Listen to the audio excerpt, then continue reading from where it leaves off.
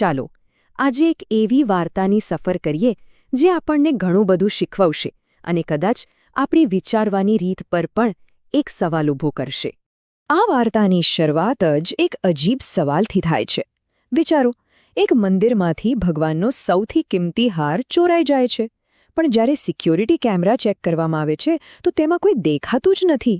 તો શું આ કોઈ જાદુ હતું કે પછી કોઈ ઊંડું રહસ્ય? અને આ જ વાતે આ ચોરીને ખાસ બનાવે છે. આ કોઈ સામાન્ય ચોરી નહોતી, પણ એ તો આખા સમાજના વિશ્વાસ અને એમની માન્યતાઓ પર એક મોટો પડકાર હતો.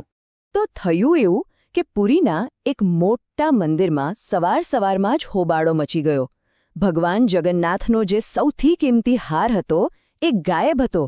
અને સૌથી મોટી સમસ્યા, આખી રાતના સીસીટીવી ફૂટેજ જોઈ લીધા, પણ ગર્ભગૃહમાં કોઈ આવ્યું ગયું જ નહીં.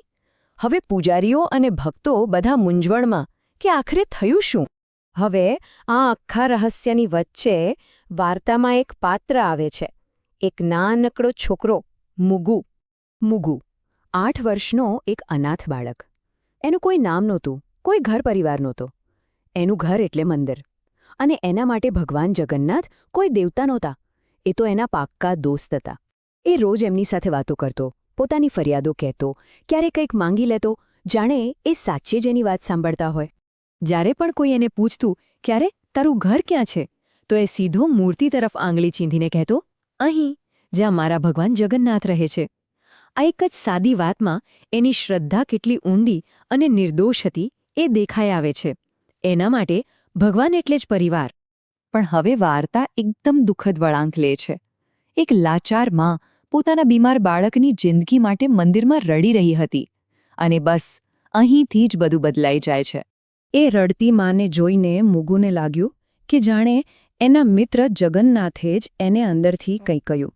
એને લાગ્યું કે ભગવાને જ એને હાર લઈને એ બાળકની મદદ કરવા કહ્યું છે. અને એણે એવું જ કર્યું. પણ બીજી સવારે જ્યારે હાર ગાયબ હોવાની ખબર પડી, ત્યારે બધાની આંગળી સીધી એના પર જ ઉઠી. અને બસ અહીંથી જ ખરો સંઘર્ષ શરૂ થયો. એક બાજુ મુગુનું નિર્દોષ સત્ય હતું, જે કહેતો હતો, મારા મિત્રે મને જે કહ્યું મેં એ જ કર્યું, એક જીવ બચાવવા માટે. તો બીજી બાજુ ટોળાનો શંકાસ્પદ આરોપ હતો, ચોર તો આવા જ બહાના કાઢે, હવે તો બાળકો પણ ભગવાનના નામે ચોરી કરવા લાગ્યા. ધીમે ધીમે લોકોની શંકા ખાતરીમાં બદલાઈ ગઈ. અને આખા સમાજે ભેગા મળીને જે નિર્ણય લીધો, એણે એ બાળકના નસીબ પર મહોર મારી દીધી. વિચારો, એ દિવસ કેવો હશે. સવારે મુગુ પર ચોરીનો આરોપ લાગ્યો અને એને મંદિરના પગથિયા પર કાઢી મૂક્યો. બપોર સુધી એ ત્યાં એકલો જ બેસી રહ્યો, કોઈએ એની સામે જોયું પણ નહીં. અને એને સખત તાવ ચડવા લાગ્યો. સાંજ પડતા મંદિરની કમિટીએ તો એને કાયમ માટે મંદિરમાંથી કાઢી મૂકવાનો નિર્ણય પણ કરી લીધો. અને રાત્રે મુગુ એ જ ઠંડા પથ્થર પર બેભાન હાલતમાં મળ્યો.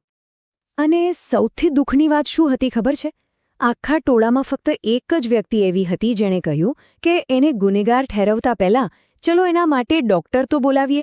પણ એ એક અવાજ પણ કોઈએ ના સાંભળ્યો. લોકો માટે એક બાળકની જિંદગી કરતાં નિયમોની ચર્ચા વધુ જરૂરી હતી. અને પછી સત્ય સામે આવ્યું, જેમ હંમેશા આવે છે, પણ બહુ મોડું. હોસ્પિટલથી ખબર આવી કે પેલું બીમાર બાળક તો ચમત્કારિક રીતે બચી ગયું છે, કારણ કે એ હાર વેચીને એની સારવાર થઈ હતી. પણ એ સારા સમાચારની સાથે જ એક બીજો દિલ તોડી નાખે એવો ફોન આવ્યો. મુગુ હવે આ દુનિયામાં નહોતો રહ્યો. આટલું ઓછું હોય એમ બીજી સવારે એ હાર ફરી પાછો ભગવાનની મૂર્તિ પર હતો. અને ફરી એકવાર કેમેરામાં કશું જ રેકોર્ડ નહોતું થયું. આ જોઈને આખું ગામ આઘાત અને શરમથી પાણી થઈ ગયું. જ્યારે મુગુનો સામાન જોયો તો એમાંથી એક નાનકડી ચિઠ્ઠી મળી. એમાં લખ્યું હતું, મારા મિત્રએ કહ્યું હતું કે સાચું કામ કરવાનું ઇનામ હંમેશા જીવતા રહેવું નથી હોતું. આ વાંચીને બધા સમજી ગયા કે એ નાનો બાળક બલિદાનનો અર્થ કેટલો ઊંડો સમજતો હતો. આ વાર્તા આપણને એક બહુ મોટો અને કદાચ થોડો અસ્વસ્થ કરનારો સબક શીખવી જાય છે. ખાસ કરીને એ વિશે કે જે વાત આપણી સમજની બહાર હોય એને આપણે કેટલી જલ્દી ખોટી માની લઈએ છીએ. ત્યાંના મુખ્ય પૂજારીએ આખી ઘટનાને 4 પગલાંમાં સમજાવી. પહેલું, શંકા. લોકો એક નિર્દોષ બાળકની શ્રદ્ધા પર શંકા કરી. બીજું, ખોટો નિર્ણય. એમણે અઘરું સત્ય સ્વીકારવાને બદલે સહેલો આરોપ લગાવી દીધો. ત્રીજું, નિષ્ક્રિયતા. જ્યારે એક જિંદગી જોખમમાં હતી ત્યારે તેઓ નિયમોની ચર્ચાઓમાં અટવાયેલા રહ્યા. અને ચોથું, પસ્તાવો. છેવટે એમની પાસે એક ચમત્કાર તો હતો, પણ સાથે એક એવી ભૂલ પણ હતી જેને તેઓ ક્યારેય સુધારી શકવાના નહોતા. એમણે કહ્યું કે આ પરીક્ષા મુગુની ઈમાનદારીની નહીં પણ આપણી માનવતાની હતી અને આપણે એમાં નિષ્ફળ ગયા.